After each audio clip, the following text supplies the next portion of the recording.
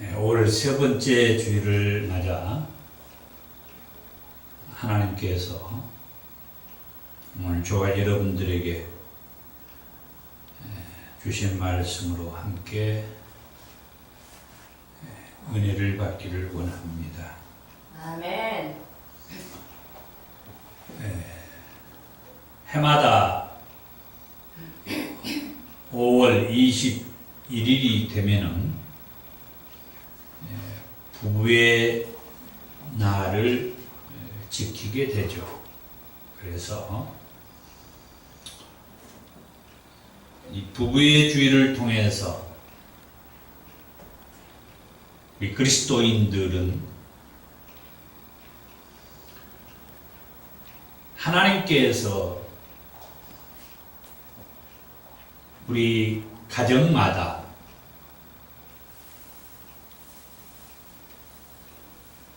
이 부부의 주의를 통하여 주시는 말씀으로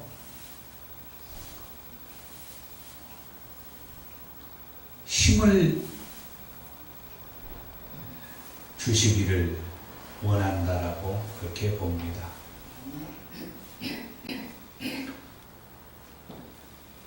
부부의 주의를 통하여서 하나님께서 우리에게 주신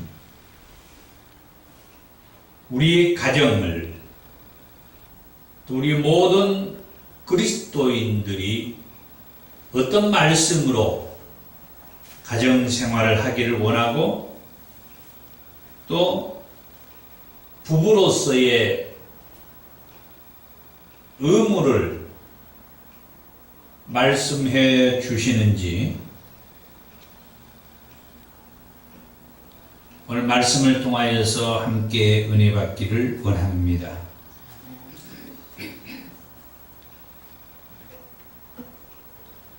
부부라고 하는 말은 우리들이 다 알고 있는 말입니다만 어떤 사람을 부부라고 말할까? 가장 기본적인 질문이기도 합니다만 가장 기본적인 질문부터 우리는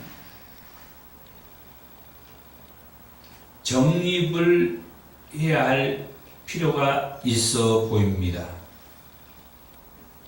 어떤 사람을 부부라고 말하느냐?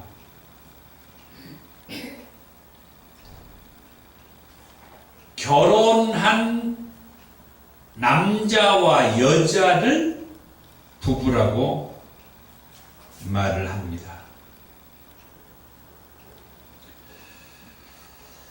결혼한 남자와 여자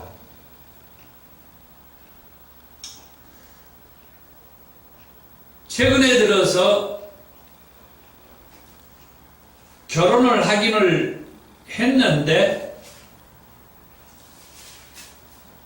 그 결혼한 사람이 남자와 여자가 아니고 남자와 결혼한 사람이 있고 여자와 여자가 결혼한 사람들이 있죠. 그래서 지금 가장 기본적인 질문이라고 하면서 제가 언급한 거예요. 어떤 사람을 부부라고 말하느냐? 결혼한 남자와 여자를 성경에서는 부부라고 말을 해요. 이제 부부의 주의를 맞아서 성경에서는 어떻게 말을 하고 있는지 우리들은 잘 알고 있습니다. 오늘 말씀은 그럴듯한 제목을 한번 붙여봤어요. 부부를 말하다. 조금 더 얘기한다면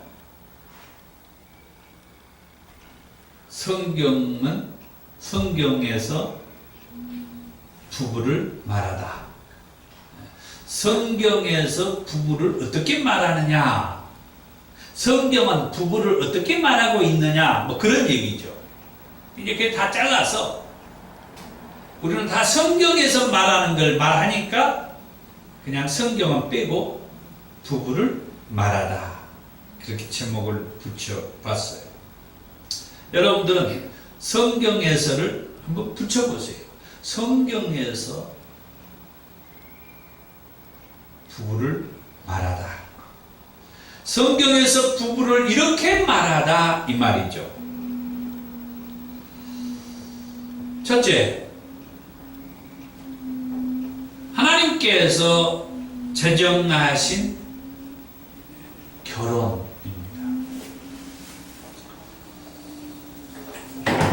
하나님께서 결혼을 제정하셨죠.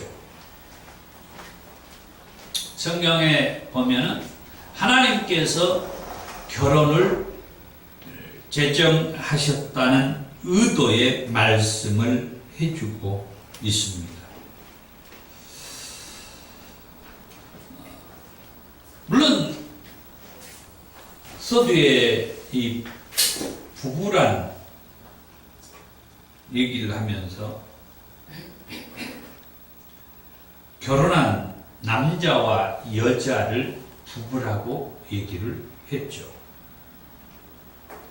그러니까 하나님께서 결혼을 제정하셨다 할 때 하나님께서 남자와 여자가 부부로서 살아가도록 허락했다라고 하는 그런 의도의 말씀이죠. 그렇다고 하면 하나님께서 남자와 여자가 이렇게 부부로서 살아갈 수 있도록 제정하신 그 의도는 뭔가? 오늘 우리가 읽은 창세기 2장 18절의 말씀에 보면은 여호와 하나님이 이르시되 사람이 혼자 사는 것이 좋지 아니하니 내가 그를 위하여 돕는 배필을 지으리라. 그러니까 하나님께서 이 결혼이라고 하는 것을 제정하신 그 의도는 사람이 혼자 사는 것이 좋지 않다는 것을 하나님께서 이제 알게 된 거죠. 그래서 그를 위해서 돕는 배필을 지어 줘야 되겠다. 그렇게 해가지고 하나님께서 먼저 창조한 아담을 위해서 아담의 그 애로움을 도와주기 위해서 하나님은 그 아담을 돕는 배필을 지어줘야 되겠다 생각하고 지어주게 된 것이 이제 하와라고 하는 그런 사람이었죠. 이렇게 해서 아담과 하와 또는 한 남자와 한 여자를 하나님이 이제 지으셔가지고 서로 애롭지 않고 돕는 자로서 살아가게 주셨다라고 말씀합니다.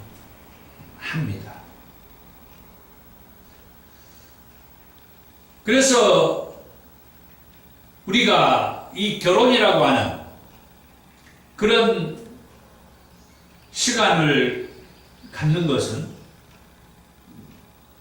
성경의 의도와 하나님의 뜻을 따라서 보면은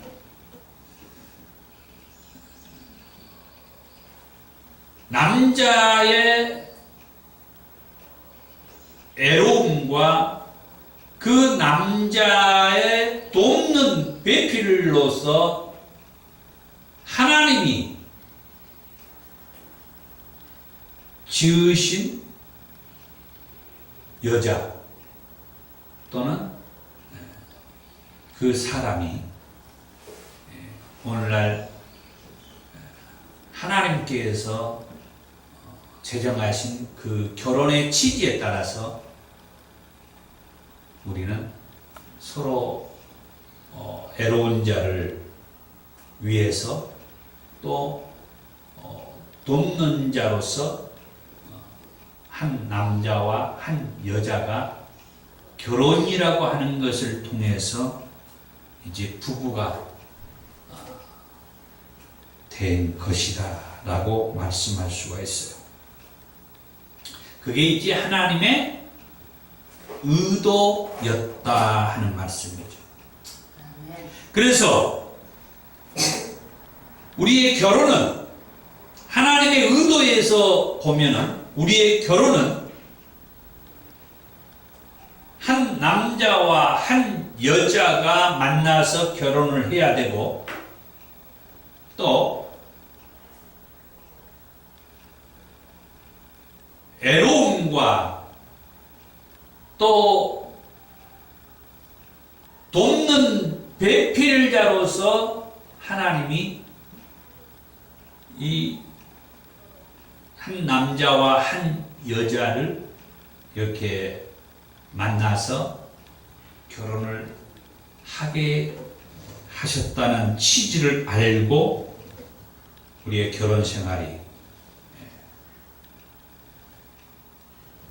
이 남자에게 내가 이 부분을 도와달라고 하나님께서 결혼하게 하셨다.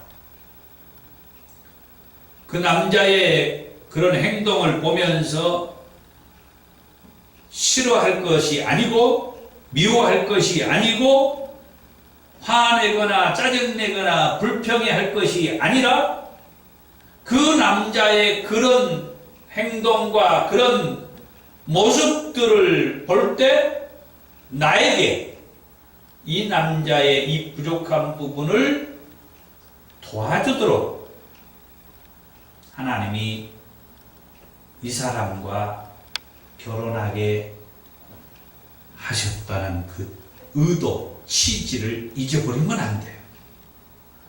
오늘 바로 그런 말씀을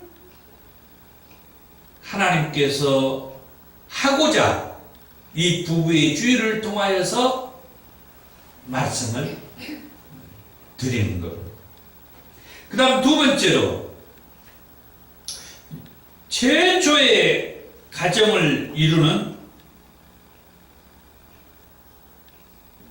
그 남녀가 탄생하는 상황을 한번 말씀을 통하여서 보겠습니다. 최초의 가정을 이루는 남자와 여자의 그 탄생을 볼 때 먼저 최초의 남자는 어떻게 탄생을 했느냐? 창세기 2장 7절의 말씀에 여호와 하나님이 땅의 흙으로 사람을 지으시고 생기를 그 코에 불어넣으시니 사람이 생명이 되니라 그랬어요.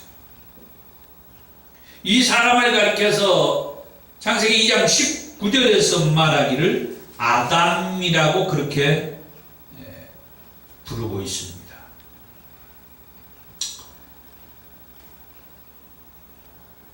그 다음에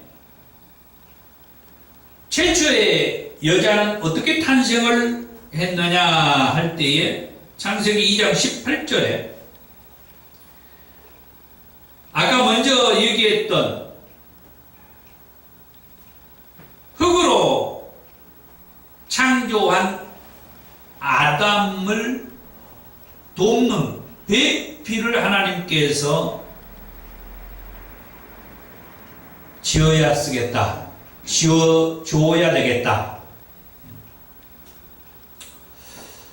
그렇게 이제 생각을 하셨죠. 아담을 돕는 배필, 그를 지어줘야 되겠다. 어떻게 지어주느냐 하는 것이 오늘 우리가 읽은 창세기 2장에 기록이 되어 있는데 20절에서 말씀을 보면 아담이 돕는 배필이 없으므로 여호와 하나님이 아담을 깊이 잠들게 하시니 잠들매 그가 그 갈빗대 하나를 취하고 살로 대신 채우시고 여호와 하나님이 아담에게서 취하신 그 갈빗대로 여자를 만드시고.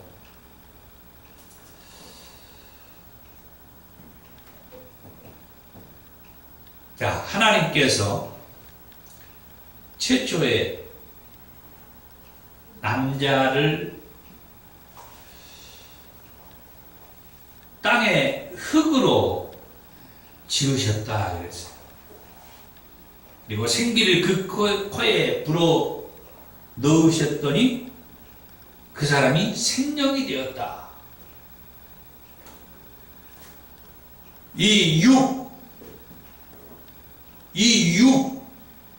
우리가 말하는 이 몸, 이 육이 있을 뿐만 아니라 또한 그 사람에게 이 생명이라고 하는 이 영과 혼이 이제 같이 자리 잡게 되었다라고 하는 거예요.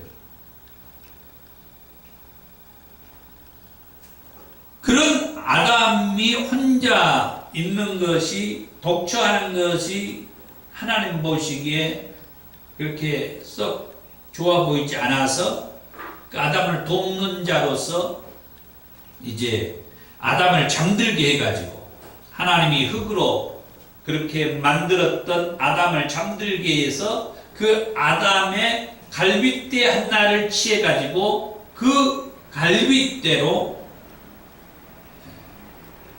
아담을 돕는 여자, 곧 하와를 만드셨다.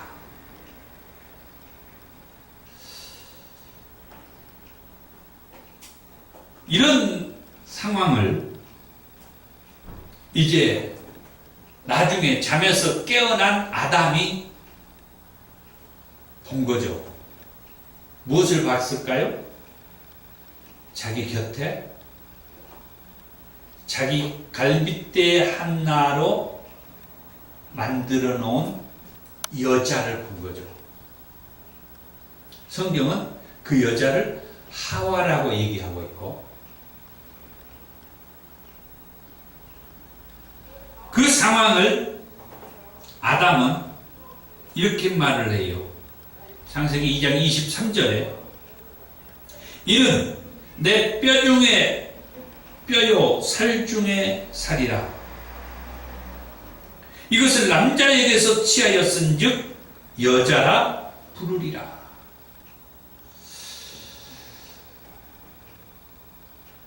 하나님께서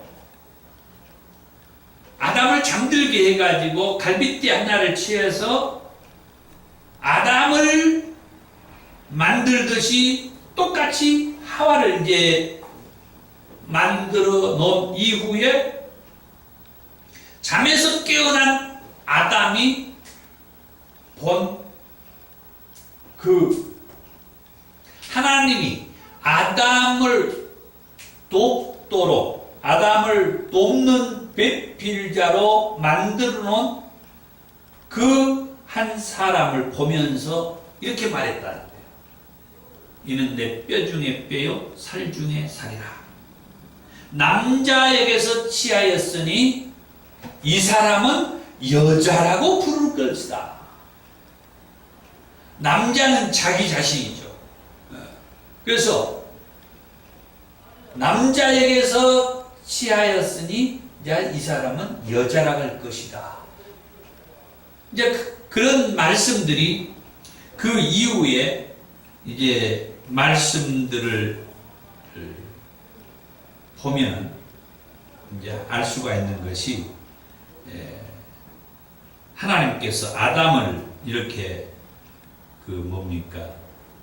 만들어 놓은 다음에 아담이 이제 뭐냐 여러 이름들을 다 지어 부르도록 허락을 해주죠. 그래서 여러 들짐승들 바다의 그 고기들 이런 식물들 이제 그게 이제 아담이 이제 다 지어 부르는 거예요. 거기에 자기 갈빗대 하나를 취해서 만들어 놓은 이 사람 이름도 이제 아담이 이름을 지어준 거예요. 남자에게서 취하였으니 이 사람은 여자라 할 것이다. 그러니까 이 남자와 이 여자는 질적으로는 하나예요. 그게 뭡니까? 남자에게서 취했잖아요. 갈빗대 하나, 남자의 갈빗대 하나를 취했어요. 그러니까 남자에서 취했어요. 그런데 만들어 놓은 것이 남자가 아니요. 여자야. 남자하고 달라. 그러니까 질적으로는 남자에서 취했기 때문에 같아요. 그런데 이 여자는 어떤 행동이나 이런 생김새나 이런 것들은 달라요. 남자가 아니야. 이게 이제 여기에서 이제 우리에게 그래서 우리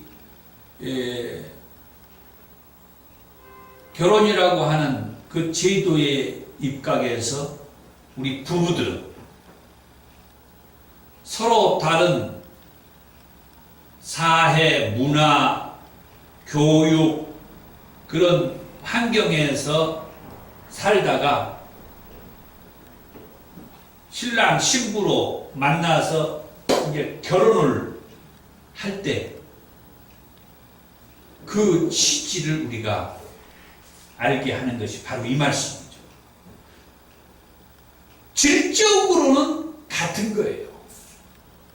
그러나 여러 가지 문화적인, 환경적인 교육과 또 이런 여러 상황은 달라. 다른 그것 때문에 서로 부딪히고 이런 일들이 많이 있습니다만은 그 다른 것만을 보지 말고 우리는 그렇게 말하죠. 다른 것 이전에 그보다 더 근본은 서로 같다라고 하는 거예요. 질적으로는 서로 같아요. 그 남자의 갈빗대 하나로 나온 여자이기 때문에 그것을 우리가 늘 기억해야 해요. 이 남자와 이 여자는 여러 관점, 이런 모든 생활 환경, 여러 분야가 달라요. 바라보는 거, 추구하는 거, 이렇게 행동하는 거, 삶의 이런 모든 그 목표라든지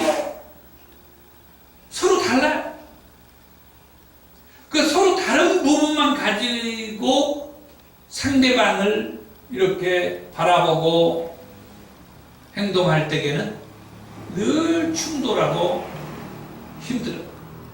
그러나 그 다른 그것 이전에는 뭐예요? 질적으로 같다고 그랬어. 그 남자의 갈빗대 하나에서 내가 나왔다. 나는 이 남자, 내 남편의 갈빗대에서 나온 여자다. 하나님은 이 남자를 도와주기 위해서 나를 이 남자와 결혼하여 살게 했다. 서로 다른 것만 가지고 부딪히면서 힘들게 살라고 결혼을 하게 한 것이 아니고, 서로 다른 부분을 통하여서 나로 하여금 이 남자를 돕도록 하나님이 이 남자를 만나 결혼 짝이 되게 했다라고 하는 것을 생각하게 해 줍니다. 그 다음 세 번째로, 그러면 하나님께서 이렇게 결혼을 제정을 했다고 하는데, 최초에 결혼을 한 그 가정이나 오늘 이 시대를 살아가는 우리의 가정, 부부로서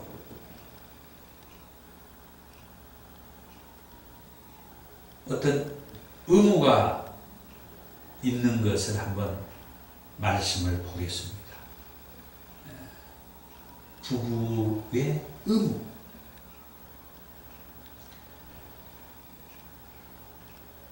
창세기 2장 24절에서 25절의 말씀에 남자가 부모를 떠나 그의 아내와 합하여 둘이 한 몸을 이룰지로다. 아담과 그의 아내 두 사람이 벌거벗었으나 부끄러워하지 아니하니라. 부부의 의무. 남자가 부모를 떠나라 이게. 그래가지고 돕는 배필자로 아내를 이제 결혼이라고 하는 것으로 이렇게 만나 살게 했는데, 이제는 이 결혼이라고 하는 것을 통해서 아까 먼저 말했다시피 어떻게 보면 자기 사람, 자기 것, 내 갈빗배를 찾은 거잖아요. 이 결혼이라고 하는 것을 통해서. 그래서 이제는 둘이 아니고 한 몸이다 이거. 내 갈빗대 하나를 취해서, 아담의 갈빗대 하나를 취해서 여자 하와를 하나님이 만들어 놓고 둘이 부부로 살아가게 했단 말이에요.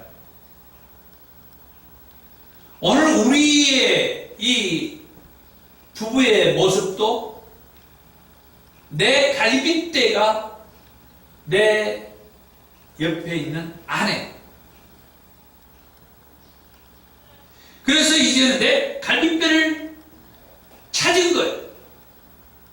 그래서 이제는 서로 다른 둘이 아니라 한 몸이 되어야 한다. 한 몸을 이룰지로다. 최초의 부부는 두 사람이 벌거벗었으나 부끄러워하지 아니했다라고 말해요. 왜? 질적으로 자기였으니까, 질적으로, 본질적으로. 창세기 2장 24절에서 25절의 말씀을 예수님께서 인용한 말씀이 마태복음과 마가복음에 나와요. 마태복음 19장 3절에서 6절에 바리새인들이 예수께 나와 그를 시험하여 이르되 사람이 어떤 이유가 있으면 그 아내를 버리는 것이 옳으니까? 예수께서 대답하여 이르시되 사람을 지으신 이가 본래 그들을 남자와 여자로 지으시고 말씀하기를 그러므로 사람이 그 부모를 떠나서 아내에게 합하여 그 둘이 한 몸이 될지니라 하신 것을 읽지 못하였느냐. 그런즉 이제 둘이 아니요 한 몸이니 그러므로 하나님이 짝지어 주신 것을 사람이 나누지 못할지니라. 또 이제 마가복음에서도 예수님이 똑같이 인용을 합니다. 10장 1절에서 9절에 예수께서 거기서 떠나 유대 지경과 요단강 건너편으로 가시니 무리가 다시 모여들거늘 예수께서 다시 전례대로 가르치시더니 바리새인들이 예수께 나와 그를 시험하여 묻되 사람이 아내를 버리는 것이 옳으니까? 대답하여 이르시되 모세가 어떻게 너희에게 명하였느냐? 이르되 모세는 이혼증서를 써주어 버리기를 허락하였나이다. 예수께서 그들에게 이르시되 너희 마음이 완악함으로 말미암아 이 명령을 기록하였거니와 창조 때로부터 사람을 남자와 여자로 지으셨으니 이러므로 사람이 그 부모를 떠나서 그 둘이 한 몸이 될지니라. 이러한즉 이제 둘이 아니요 한 몸이니 그러므로 하나님이 짝지어 주신 것을 사람이 나누지 못할지니라.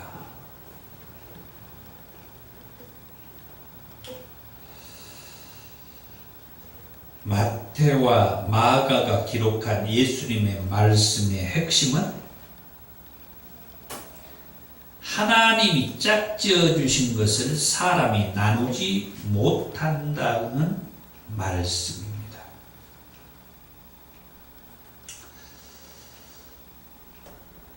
다시 말하면 인위적인 이혼은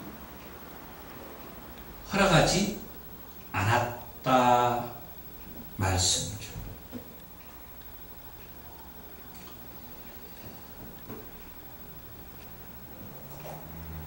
예수님이 이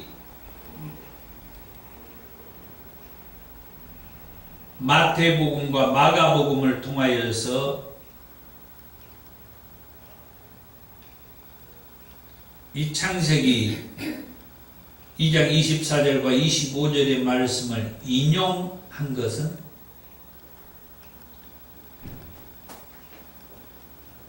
하나님께서 최초의 가정, 결혼이라고 하는 제도를 허락한 그 창세기 2장 24절과 25절의 말씀을 그대로 인용을 한 다음에 창세기 2장 24절과 25절에 하나님이 말씀하지 아니한 말씀을 이 마태복음과 마가복음에서 예수님이 덧붙여서 말씀을 해주는 말씀이 곧 이 말씀이에요.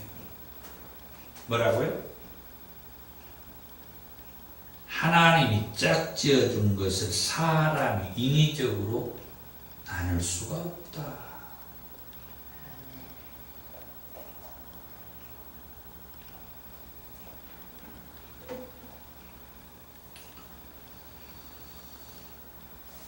물론 나중에 사도 바울이 에베소서 5장 31절에서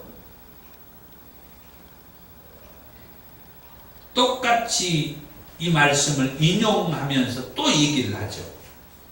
사람이 부모를 떠나 그의 아내와 합하여 그 둘이 한 육체가 될지니 이 비밀이 크도다.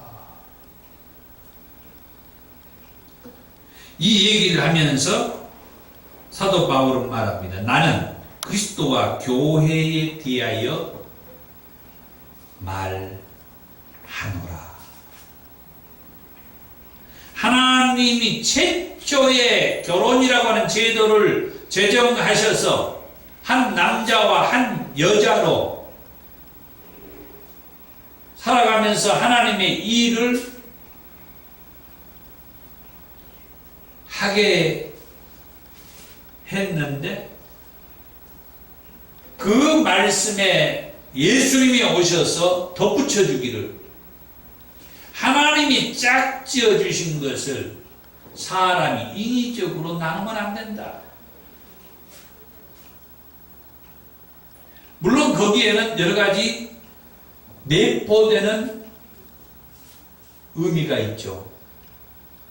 여러 얘기들을 할 수가 있습니다만 하나님의 의도, 본질적인 하나님의 의도에서 말씀한다면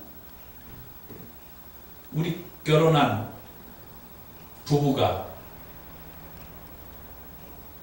인위적으로 이혼을 해서는 헤어져서는 안 된다는 그 의도, 취지에는 어떤 의도가 담겨져 있냐면 하나님은 우리 모든 사람들을 통하여서 이 땅에서 하나님의 나라를 확장해 가야 할 그런 사명이 있어요. 그런데 부부가 이혼을 함으로 인하여서 하나님의 나라의 일을 이 땅에서 확장해 가는 일에 걸림돌이 되어서는 안 되는. 그러면 사람들은 그렇게도 얘기할 겁니다. 부부가 이혼하면은 하나님의 나라를 확장해 갈 수가 없냐고. 그것은 제가 얘기해 줄 수 있는 부분이 아니에요. 하나님의 의도는 그렇게 말한다면 요즘에 이슈가 되고 있는 남자가 남자와 결혼을 하고 여자가 여자와 결혼을 하면 그 사람들은 하나님의 나라를 확장해 가는데 어떤 문제가 있는 겁니까?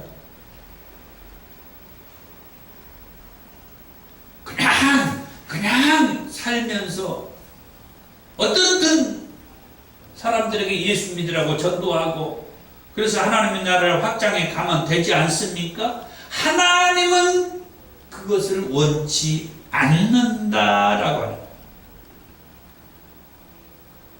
그게 하나님의 법이요. 그것이 하나님의 언약의 말씀이요. 다시 말하면 더 깊이 들어가면 이방 여인들과 결혼하지 말라고 그랬어요. 왜? 그들이 이방 신을 가지고 들어오게 되니까. 하나님은 거룩하신 분이시고 이방 신이 들어오면 그 사람들이 이방 신을 숭배하게 되고 우상을 숭배하게 되고 그래서 하나님을 멀리 떠나게 될 것이다.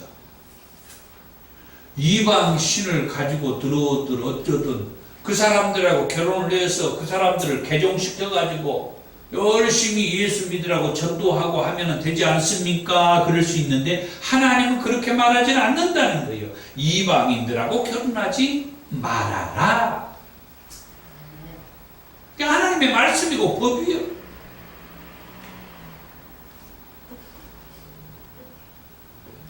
왜? 하나님은 거룩하신 분이시고 하나님은 깨끗하기 때문이다. 성결하기 때문이다. 오늘 부부의 주일을 맞아서 조금 부족한 부분들이 없지 않아 있습니다만은 하나님의 의도 그리고 예수님께서 하나님이 제정한 그 부부의 말씀을 덧붙여서 우리에게 더 분명하게 말씀해 주신 그 말씀 이를 통하여 결국은 하나님이 짝지어준 남여인 우리의 부부 우리는 하나님의 나라의 확장을 위해서 가정을 추스리면서 주의 복음을 전하면서 사명자의 삶을 살아가야 하겠다 하는 말씀이에요. 예전에 인터넷에서 부부란 시를 발견을 했는데 제가 읽고 마치겠습니다. 긴 상이 있다. 한 아름에 잡히지 않아 같이 들어야 한다. 한 사람은 등을 앞으로 하고 걸어야 한다. 뒤로 걷는 사람은 앞으로 걷는 사람을 보면서 걸음을 옮겨야 한다. 잠시 허리를 펴거나 굽힐 때 서로 높이를 조절해야 한다. 다 온 것 같다고 먼저 탕 하고 상을 내려놓아서도 안 된다.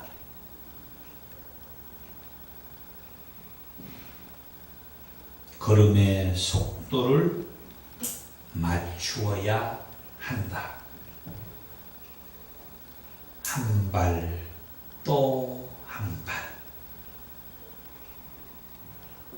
기도하겠습니다.